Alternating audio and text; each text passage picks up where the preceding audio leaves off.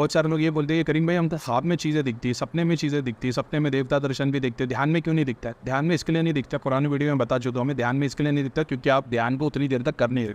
सपने में आपको देवता दिखना, सिद्धियाँ बात करना, भ्रमण करना, लोक दर्शन करना, ये इस बात का प्रूफ है कि दृष्टि खुल रही है।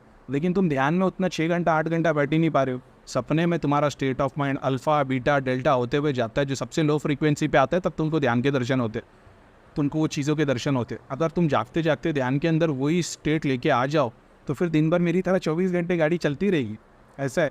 तो इस चीज़ को ध्यान दो कि आप क्योंकि ध्यान उतनी देर तक नहीं कर पा रहे। अगर रोज़ 1 घंटा कर रहे होगे, 2 घंटा कर रहे होगे, 6 घंटा बैठो तो सही, 6 घंटा 8 घंटा बैठोगे तब तुम और कुछ चीज़ को अचीव कर लोगे तो फिर वो सपने में नहीं दिखेंगे, फिर जीते जागते ध्यान में दिखेगी। 24 घंटे आके ऐसी नशीली टाइप रहेगी और चीज़ें चलती रहेगी। तो जब फोकस पे आ जाओगे तो फिर वापस फोकस हो जाओ, ये ऐसी बात है। तो ध्यान अगर भगवान के दर्शन सपने में हो रहे, इसका मतलब दृष्टि खुल गई है। बस ध्यान को स्टेट में लेके आना है।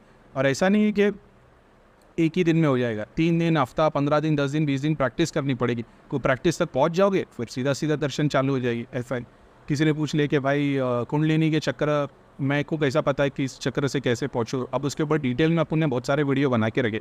उसके बावजूद मैं इतना बता देता हूँ कि चक्र तो बचपन से एक्टिव रहते, एक के बाद एक चक्र वो अपने आप ऑटोमेटिकली काम करते ही रहते।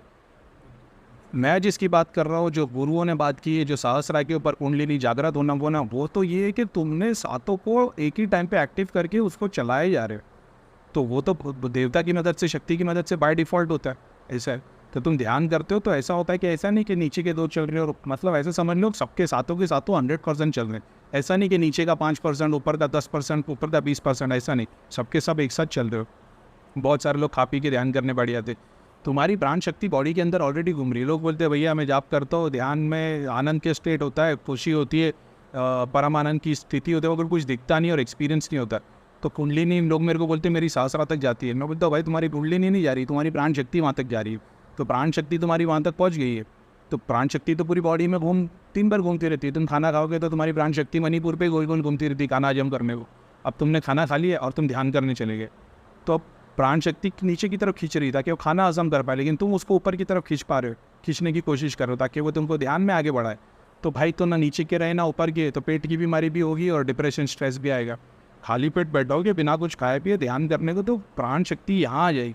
अब जब प्राण शक्ति यहाँ काम करने लगेगी तो फुल फोर्स में काम करेगी। अब तुम यहाँ लगाओगे तो देखना शुरू कर दोगे, यहाँ लगाओगे तो एक्सपीरियंस करना शुरू कर दोगे। ये वैसी चीज़ है। तो वो क्योंकि तुम आनंद के स्टेट में, तुमको हल्के हल्के कलर नजर आ रहे हैं, वो प्राण शक्ति जिस चक्र पे है तो वो चक्र तुम्हारे को दिखाई देता है कि ऑरेंज कलर है, लाल है, अब ग्रीन हो गया, क्योंकि प्राण शक्ति वहाँ पे उतर रही।